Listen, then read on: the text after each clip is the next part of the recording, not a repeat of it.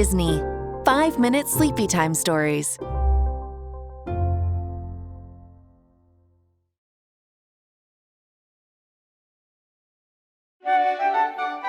Disney Pixar Toy Story 4 Ducky and Bunny's Big Plan by Suzanne Francis.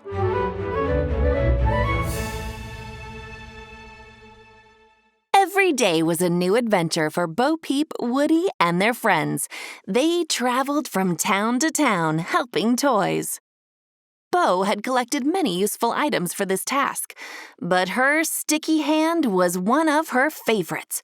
It was very handy for getting around. With a whirl and a whip, she could fling the sticky hand high up in the air and zip from place to place. But one day, the sticky hand went missing. Bo rummaged through her skunkmobile. She found paper clips, rubber bands, a roll of tape, but no sticky hand. "Nothing else seems to be missing," said Officer Giggle McDimples, peering into the skunkmobile. "Where did you last see it?" asked Woody. "I remember using it by the Star Adventurer booth," said Bo. Ducky and Bunny raced over at the mention of their old game booth. "Oh, we know the Star Adventurer booth well," said Bunny. Ducky scowled. "And the guy who runs it." "Yeah, he's gotta know where it is," said Bunny. "He's always taking toys and putting them on his prize wall." The plush toys would never forget the day the Star Adventurer booth employee stuck Buzz Lightyear on the prize wall, knocking them from the top prize spot. "Oh, do we have a plan for you?" said Ducky. First, Ducky and Bunny explained, they would need a distraction. The skunkmobile, driven by Bo's sheep, Billy, Goat, and Gruff, was perfect for the job. "That'll keep the balloon person busy," said Ducky. "While we hop on a flight," added Bunny. "Ding! Going up," Ducky sang. Next, Ducky and Bunny said they would survey the area for the sticky hand. "From up above, we can see the whole carnival," said Ducky. "Yeah," said Bunny, pointing down below. "We even see some kid eating cotton candy at the top of the Ferris wheel. It's sticking to his hair and all over his chin," said Ducky, laughing and getting distracted. Guys," interrupted Woody. Ducky and Bunny paused and frowned as they looked over at Woody. "How will that help us find the missing sticky hand?" Woody asked. "We are getting there," said Bunny. "Next, we float toward the Star Adventurer booth," said Ducky. "When the time is right, we pop the balloon." "Plush rush!" they cheered. "We scream, 'Give up the stick hand, you thief!'" Bunny said. Ducky laughed and added, "Yeah, hand it over, Game Boy, or we'll—" "I don't think so," said Bo, bringing them back to reality. Bo and Giggle McDimples stood there, shaking their heads. This was not a good idea, and everybody knew it. The plush rush would never work. Ducky and Bunny shrugged. "Yeah, you're right," said Ducky. "No plush rush." But they had another plan. "First, we leave a trail for the Star Adventurer guy to follow," explained Bunny. "It leads into the funhouse," said Ducky. "And right into our trap," added Bunny with a giggle. "We follow him through the twirling tube," said Ducky. "And into the House of Mirrors," said Bunny. "We wait until he's lost inside the mirror maze," said Ducky. "He has no idea what's coming next." "We corner him," shouted Bunny, "and give him our hypnotic stare down, then—" "Wait," interrupted Duke Kaboom. He rode over to Ducky and Bunny on his motorcycle. He had a question about this plan. "You two really know how to hypnotize someone?" he asked. Ducky and Bunny looked deep into Duke's eyes and nodded. "Whoa," said Duke with a gulp. Bo smiled at the outrageous plan. "You know, it's really not that big of a deal. I can find another sticky hand." Ducky and Bunny shook their heads. They were determined to present Bo with the perfect plan. "Here's our 100% will absolutely work, impossible to fail plan," shouted Ducky. "Oh yeah," said Bunny. "This is it."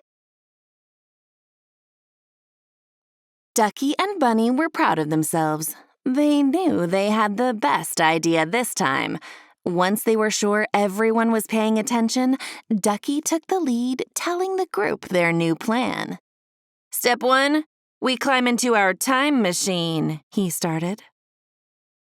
"We go back," said Bunny. "Way back," said Ducky, "to the days of dinosaurs and hot lava and—" Giggle cleared her throat. Guys?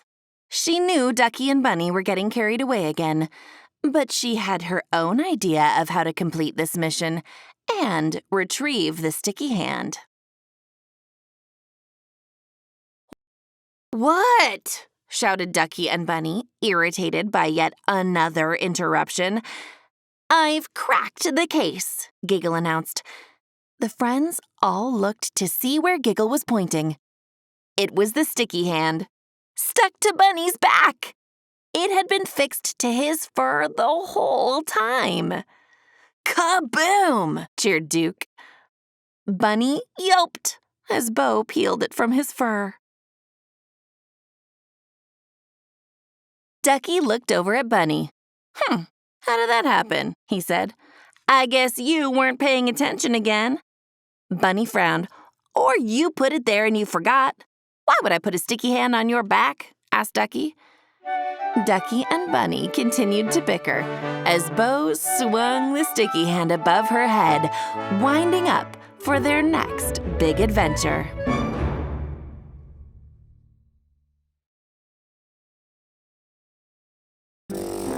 Disney, Frozen 2, Family Game Night by Suzanne Francis. The sun began to set as the castle bell rang over Arendelle, signaling the end of another day. Anna, Elsa, Kristoff, and Olaf had been looking forward to hearing that lovely sound for hours. Life had been very busy, but there was one thing they always made time for. Family Game Night. They quickly wrapped up their day's work, eager to spend the evening together. The friends gathered inside the castle, and Olaf immediately launched into a game of charades. "I'll go first," he said. In a flash, the snowman had rearranged himself so he looked like a pig. "How about we try a different game tonight?" said Anna. Olaf was happy to try something new. "So what should we play?" he asked. Elsa suggested playing Steve Hicks in the courtyard. "One person is it, and if you get tagged, you stand still like a statue," she explained. "But if someone else touches you, you're free to run again." Freeze tag under the stars sounded wonderful. Kristoff, Anna, and Olaf raced around the courtyard. But just moments later, Elsa reached out and accidentally froze their feet in place. "Oops," she said. "I didn't mean to do that." Elsa thought maybe someone else should be it. Anna was happy to volunteer. Anna tagged Kristoff, forcing him to stand still as a statue. When Olaf tried to release Kristoff, she tagged him too. Just as Anna was about to tag Elsa, Anna's slippers froze to the ground again. Elsa smiled, embarrassed. "Maybe we should try another game." Anna eagerly suggested one of her favorite board games, chess. "We can play on teams," she exclaimed. As they played, Anna became more and more enthusiastic. She couldn't help interjecting when she saw Kristoff and Olaf make a move. Then she reached over and nudged their piece into an even better position. Elsa pushed one of their rooks forward 3 spaces, and Anna flinched. Elsa pulled the rook back to its place, and Anna nodded in approval. Before long, Anna was playing for both sides. Family Game Night had turned into Watch Anna Play Chess Night. When she finally realized it, she looked up at them with a sheepish smile. "I guess I got carried away," she said. "This isn't working either, is it?" They turned to Kristoff. It was his turn to pick a game. "I thought you'd never ask," he said with a big grin. "We're going to need some space." Kristoff led them to the ballroom. He explained a game he used to play with his troll family called Roots and Treetops. "And it's not about winning or losing," he added. "Nobody loses," Kristoff continued. "Everybody wins." The game required creativity, balance, and coordination. They tried and tried to follow Kristoff's instructions, but they toppled down each and every time. Kristoff could see his game was not working either. "Let's think over a snack," said Anna. She, Kristoff, and Elsa went to the kitchen, but Olaf had a different idea. He wandered off and went to the place where he knew he could always get answers. The library. When Anna, Elsa, and Kristoff finished their snack, they realized Olaf had disappeared. "Where did he go?" asked Elsa. They knew it wasn't like him to miss a minute of game night. "I've got it," said Kristoff. "He's playing hide and seek." "Oh," Anna said, "we haven't played that in forever." "Ready or not, here we come," called Anna. They began searching through the dark, quiet castle, looking for the little snowman. The floors creaked, and shadows appeared on the walls. Playing hide and seek at night was eerie and fun. They peered around corners, behind doors, and under furniture. There were so many places to look. Then something strange happened. Elsa went missing. Anna and Kristoff decided to split up and continue searching the castle for Olaf and Elsa. Suddenly, Anna paused. It was oddly quiet and still. Anna darted around looking for Kristoff and discovered he had vanished too. She felt a rush of excitement as she walked through the library, wondering where her friends were hiding. Anna slowly opened a small cabinet door and found everyone stuffed inside. They laughed as stacks of books poured out of the cabinet. "Olaf, you rearranged hide and seek," Anna said with a chuckle. "Everyone had to find you. What a fun new game." "I couldn't have done it without the help of these guys," Olaf said, smiling at a stack of books. "Books are so delightfully distracting." "I'll hide this time," said Anna. "You guys count." Elsa and Kristoff climbed out, ready to play Olaf's reverse hide and seek again. "Oh, I can hide again," said Olaf as he snuggled down and buried his nose deeper in his book. "I still have one chapter left."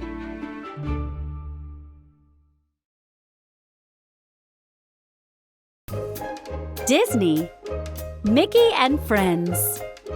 Mickey and the Kitten-Sitters. Adapted from the book Mickey Mouse and the Kitten-Sitters, published by Random House. Guess what? Mickey Mouse said to his nephews, Morty and Ferdy.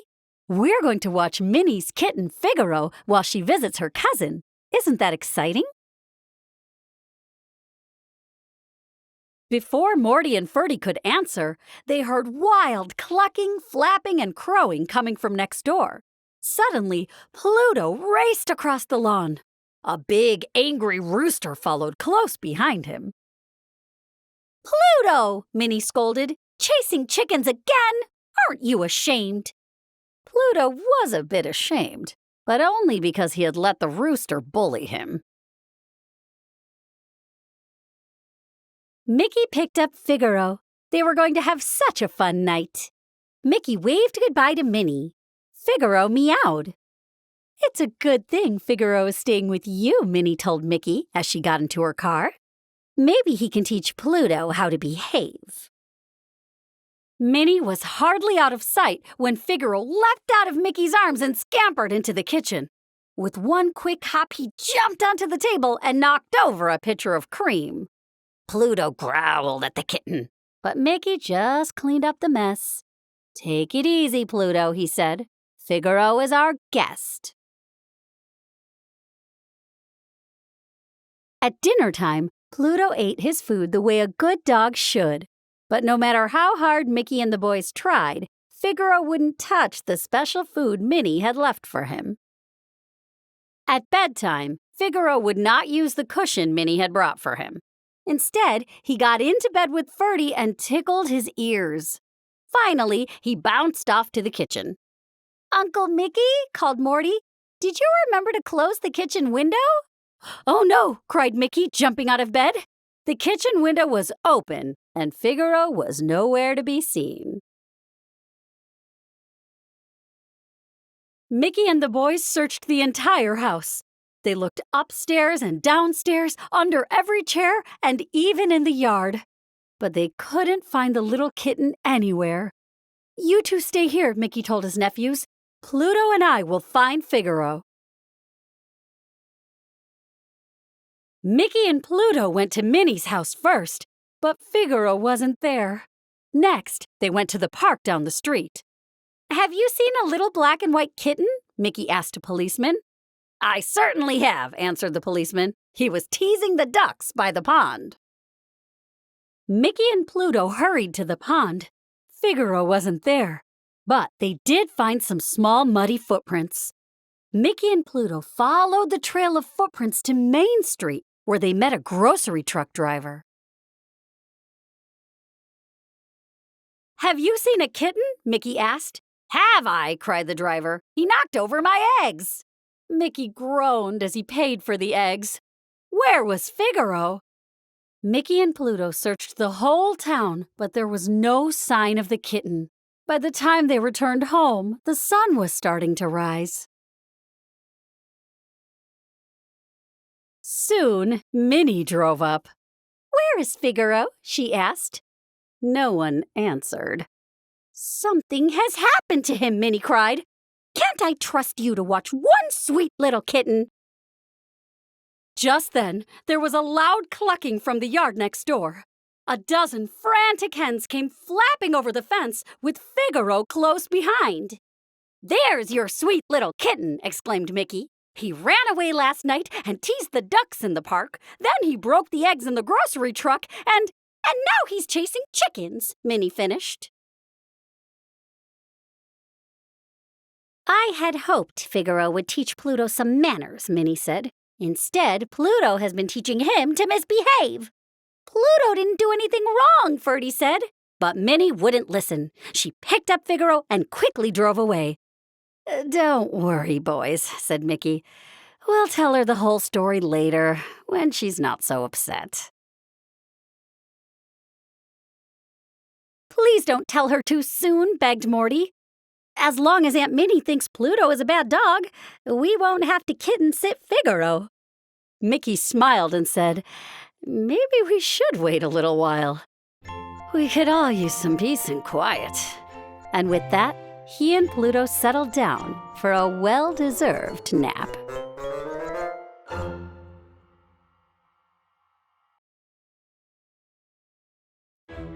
Disney, Lady and the Tramp, Scamp the Hero. Adapted by Annie Auerbach from the book Our Hero Scamp, published by Egmont.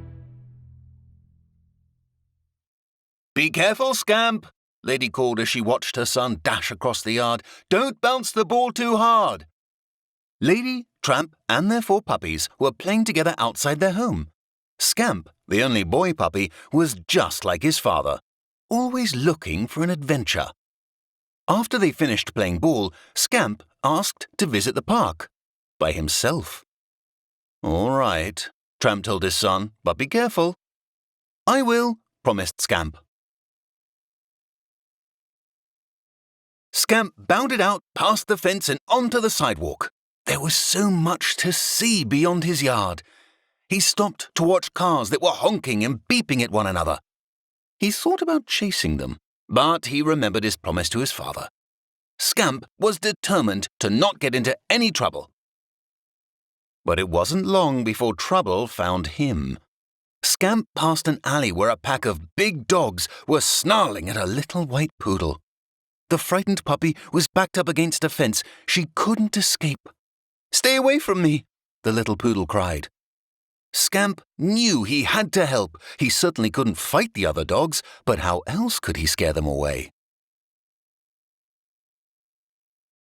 Then, Scamp had an idea.